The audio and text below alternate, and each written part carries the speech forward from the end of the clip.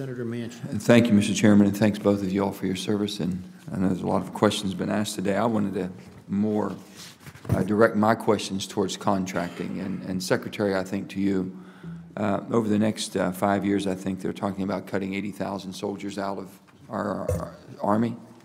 With that being said, I know right now we have about 130,000 contractors in Afghanistan and Iraq compared to about 90,000 men and women in uniform. I have a hard time, especially in West Virginia, we have a hard time understanding why we would be cutting back the military men and women in uniform and not cutting back the contractors, and why we would be in a position to where we're attracting some of our best out of the military because of the higher pay, let's say 3 times their military pay, and attract them over and then hire them right back to do the same job. And then they still use, sir, the same services. They get the eating, the medical, everything's the same.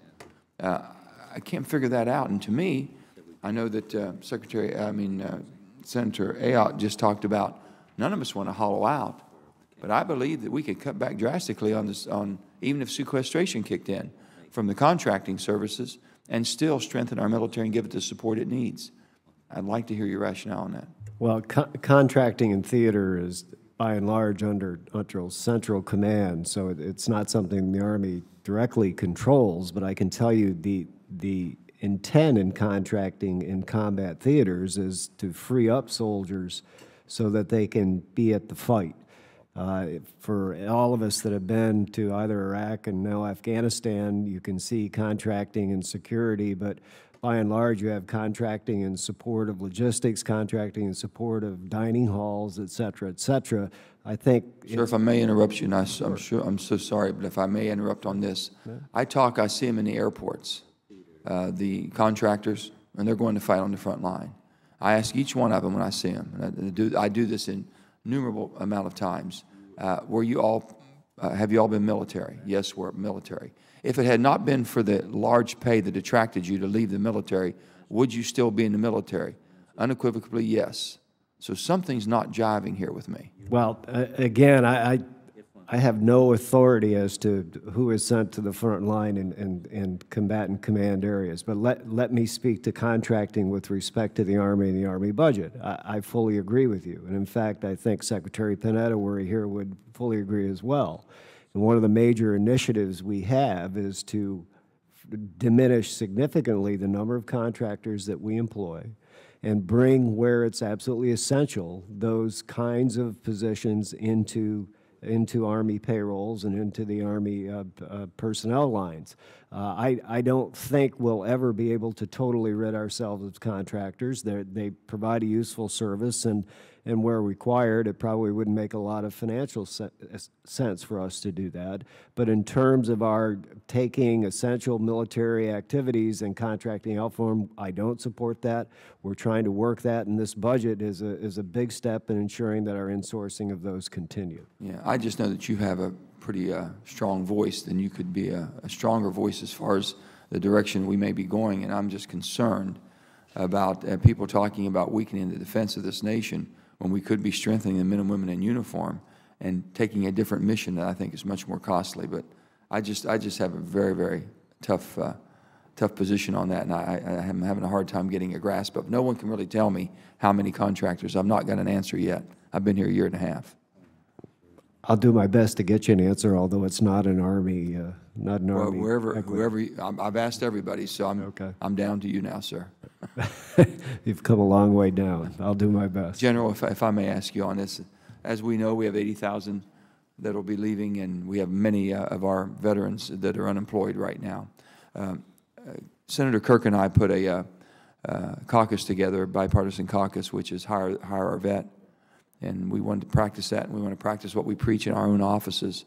And I'm pleased to have veterans in my office. But with that being said, is there any way we can tie up with you all through this caucus that will help, that we would, in a simplistic way, knowing when people are getting out or going to be leaving, that we can start matching them up with the private sector who wants to, and have a website or a portal that we could use to start networking?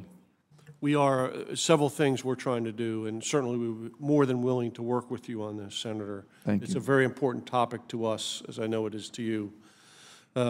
several things we're doing. We are, in fact, trying to establish a single portal that links up jobs that, I meet with CEOs and others who are Right. trying to develop thousands, as you know, thousands and thousands of jobs for our veterans that will link up those jobs with us, our soldiers who are getting ready to leave the Army or have already left the Army. And so we're working that right now to set up this portal. We're also developing, we are increasing our emphasis on how we prepare soldiers to leave the Army. And one of the major things is how do you translate what you do into a resume that civilians can understand? Do you understand the benefits that are available to you? Do you understand all of the outlets you can go to to find jobs? So we're working this very hard at every one of our installations. So I'd be happy to work with you very closely on this because it's a very important issue to us. We really want to, because what we're doing is we're getting all of these different private citizens and private companies from around the country, and they're always saying we're having a hard time finding qualified people and the best people. You all have the best people, I believe, been trained properly, they're disciplined, they've got good skill sets, and some of them want to go to the Midwest, some want to come back to West Virginia, hopefully, or wherever. We want to make sure they go one-stop shopping. You want to go back into the workforce in the private sector, we've got a place for you. And that's what we're trying. So if we can work with you to develop it, we'll tie in the private sector, I think. We will do. Thank you. Okay. And if I may, I got one more here. And I think, Mr. Secretary, from yours, the thing that we have from my constituents about the slow disability rating system, and that's in both Department of Defense and the VA. I'm sure you've heard the same. The system puts the future plans on hold, creates unnecessary stress, and most likely contributes to the high employment rates that we're talking about. We've been told that there are almost 20,000 soldiers in the system, and it takes an average of 400 days to get one through the system to get evaluated. That's correct. What can we do? Well, it's one of the most frustrating things I've experienced since I walked into the Pentagon about 2.5 years ago, and I can only imagine what the soldiers and their families experience as well.